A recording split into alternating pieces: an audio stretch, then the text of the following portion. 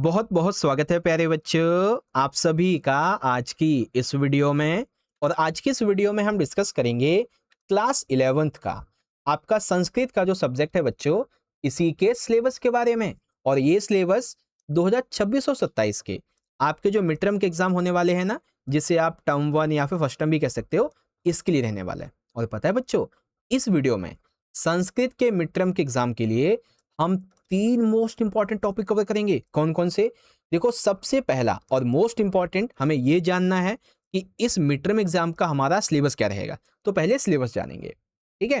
फिर second topic रहेगा बच्चों ग्रामर के बारे में। जी हाँ, मिड टर्म के एग्जाम के लिए आपका जो व्याकरण है वो क्या रहने वाला है, ठीक है। और तीसरा इंपॉर्टेंट टॉपिक होगा बच्चों रचनात्मक लेखन के बारे में। रचना के कौन कौन से टॉपिक आने वाले हैं, जैसे 9वीं 10वीं में आपने किए थे, है ना। तो जो भी आपका सिलेबस है उसे बहुत अच्छे से आपको यहाँ पे मैं डिकोड करके समझाने वाला हूँ। वीडियो को पूरा देखना, एंड तक देखना, सब समझाऊंगा। ये मेरी इंस्टाग्राम की आईडी है बच्चों, जिसे आप चाहो तो फॉलो या मैसेज करके कोई भी डाउट आपका जो होता है आप मुझसे पूछ सकते हो, ठीक है। और इम्पॉर्टेंट है आप सभी के लिए क्लास 11th का टेलीग्राम ग्रुप ज्वाइन करना। तो सारे बच्चे डिस्क्रिप्शन में डायरेक्ट ग्रुप का ज्वाइनिंग लिंक है, उसको जाके आप ज्वाइन कर सकते हो, ठीक है। बाकी वीडियो चलेगी तो लाइक शेयर चैनल को सब्सक्राइब कर लीजिएगा। शुरू करते हैं बच्चों। देखो, हमारी जो किताब है ना, भास्वती प्रथम भाग, ठीक है ना, इसको आप निकाल लो। और इसमें फिर एक ही करके आपको मैं बताता हूँ कौन कौन से चैप्टर पढ़ने हैं। तो सबसे पहले यहाँ पे आप देख सकते हैं, हमें अपना चैप्टर नंबर 1 जिसका नाम है कुशल प्रशासनम, ये पढ़ना है, जो कि हमारा ये वाला चैप्टर है, ठीक है। फिर हमें पढ़ना है बच्चों यहाँ पे, जैसा कि आप देख सकते हैं, तृतीय पाठ जिसका नाम है सूक्ति सुधा, ठीक है। तो हमें तीसरा पाठ ये वाला पढ़ना है, सूक्ति सुधा। फिर हमें पढ़ना है बच्चों पंचम पाठ जिसका नाम है वीर सर्वमनः, ठीक है। तो पांचवा पाठ हम ये पढ़ेंगे वीर सर्वमनः। उसके बाद रहेगा हमारा छठा चैप्टर जिसका नाम है शुकसाव कोदंतः, ठीक है ना, इस तरीके से। तो ये हो जाएगा हमारा यहाँ पे छठा चैप्टर। तो सिर्फ और सिर्फ आपको 4 ही चैप्टर आपके मिड टर्म के एग्जाम के लिए पढ़ने हैं। पहला चैप्टर, तीसरा चैप्टर, पांचवा और छठा चैप्टर, ठीक है। अब यहां पर आप अपनी सेकंड बुक निकालो जिसका नाम है संस्कृत साहित्य परिचय। बहुत सारे बच्चों को इस बुक के बारे में पता ही नहीं है, ठीक है, लेकिन सिलेबस में ये भी आती है। जैसे आपकी 11वीं क्लास में वो है ना, हिंदी की अभिव्यक्ति और माध्यम वाली, वैसे ही संस्कृत में ये वाली किताब है। अब इसे पढ़ना क्या क्या है, तो बहुत ही सिंपल सा है। इसमें से हमारा जो चैप्टर है वो हमें पढ़ना है जिसके अंदर है वैदिक साहित्यम, रामायण, महाभारतम, पुराणेच। तो सबसे पहला है वैदिक साहित्यम। तो हमारा सेकंड वाला जो चैप्टर है ये हमें पढ़ना है वैदिक साहित्य। फिर है रामायणम, महाभारत एवं पुराण, इस तरीके से। ये रहेगा हमारा सेकंड वाला चैप्टर जो पढ़ना है इस वाली किताब से, ठीक है। तो ऐसे करके आप ध्यान रखना बच्चों। और ये एक चैप्टर है हमारा पहला वाला, ये भी हमें पढ़ना है बच्चों, संस्कृत भाषा उद्भव एवं विकास। तो 3 चैप्टर हमें पढ़ने लगातार इस वाली बुक से, प्रथम अध्याय, द्वितीय अध्याय और तृतीय अध्याय, ध्यान रखिएगा इस बात को, ठीक है। चलिए, सिलेबस हो गया आपका। अब हम बात करते हैं अगले टॉपिक की। बट अभी तक आपको सिलेबस समझ में आ गया है, तो आप सारे के सारे बच्चे क्या करो, वीडियो को लाइक कर दो, शेयर कर दो, चैनल को सब्सक्राइब कर लो, बेल नोटिफिकेशन को ऑल पे सेट कर देना बच्चों।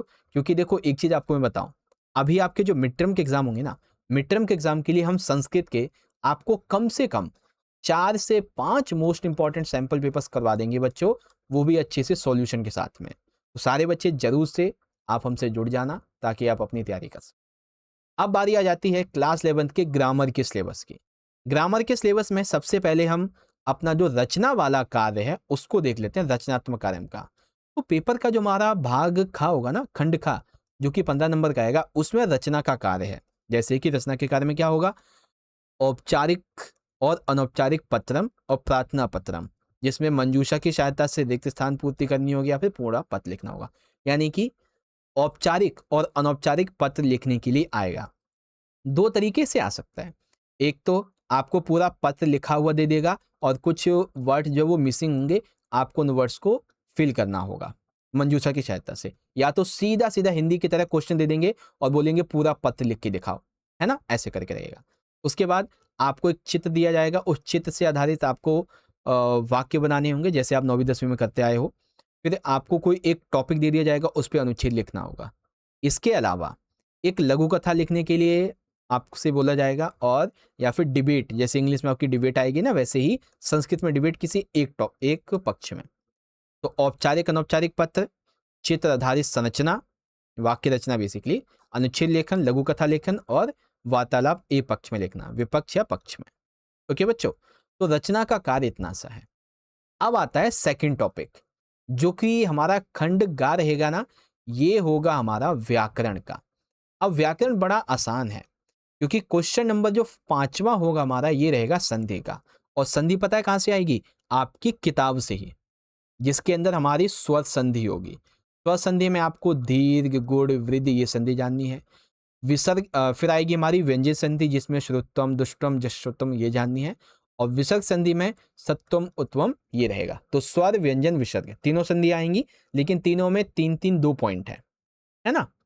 तो ये पहला टॉपिक हो गया। सेकंड टॉपिक रहेगा बच्चों प्रत्ययों के बारे में। 3 तरीके के प्रत्यय होंगे बच्चों, कत्वा, ल्यप और तुमुन। यहीं से आपके क्वेश्चन एग्जाम में आएंगे, ठीक है। ओके, चलो अगले टॉपिक की तरफ बढ़ेंगे। तो अगला जो है वो रहेगा शब्द रूप का, जिसमें विभक्ति के अनुसार वाक्य प्रयोग करना, जैसे कि अजंता और हलंता, लाइक रमा, कवि, पति, मति, नदी, शिशु, इस तरीके से। हलंतः में राजन, गच्छन ऐसे रहेंगे। फिर आएंगे धातु रूप। धातु रूप में जैसे कि भू, क्र, प, स्थ ये सभी आपके आने वाले हैं। इसके अलावा कारक, उपपद, विभक्ति है, इनका प्रयोग, सामान्य वाच्य परिवर्तनम, लट, लिट, लकारे और अशुद्धि संशोधनम, ठीक है ना। तो ये टॉपिक है बच्चों आपके व्याकरण के। आई होप व्याकरण के सारे टॉपिक अब आपको समझ में आ गए होंगे, और जो भी आपका रचना वाला कार्य है ये भी आप समझ गए होंगे। यहाँ तक कि आपका जो सिलेबस है ये भी अब आप अच्छे से समझ गए होंगे, ठीक है। तो इस तरीके से बच्चों आज का हमारा ये सिलेबस, ये वीडियो कंप्लीट हो गई है। ध्यान रखना, अगर अच्छी तैयारी करनी है तो उसके लिए हम आपको तकरीबन 4 से 5 सैंपल पेपर करवाने वाले हैं, अच्छे से सॉल्यूशन के साथ में। इवन हो सकेगा तो हम आपको PYQ भी करवा देंगे, पिछले 2-3 साल के कम से कम, ठीक है। बस आपको करना है क्या, आप हमारे साथ जुड़े रहना, जिसके लिए आप चैनल को सब्सक्राइब कर सकते हो, बेल नोटिफिकेशन को ऑल पे सेट कर सकते हो, और 11वीं क्लास के टेलीग्राम ग्रुप को जरूर ज्वाइन करना। लिंक आपको डिस्क्रिप्शन में मिल जाएगा, डायरेक्ट ज्वाइनिंग का। और ये मेरी इंस्टाग्राम की आईडी है, आप चाहो तो मुझे फॉलो, मैसेज कर सकते हो। वीडियो अच्छी लगी है तो लाइक करो, शेयर करो, कमेंट बॉक्स में सारे बच्चे मुझे अपना फीडबैक देके जरूर जाना। ओके बच्चों, और हाँ, यहाँ पर आई बटन के अंदर आपके 11वीं क्लास के ऑल सब्जेक्ट का आपका मिड टर्म का सिलेबस जो भी है, हर एक सब्जेक्ट का मैंने यहाँ पे ऐड कर दिया है, तो आप उसको जाके जरूर से देख लेना, ठीक है। चलो बच्चों, मिलते हैं आपसे अगले सेशन में, अगली वीडियो में। तब तक के लिए पढ़ते रहिए, ख्याल रखिए अपना। बहुत बहुत धन्यवाद। जय हिंद, जय भारत, वंदे मातरम।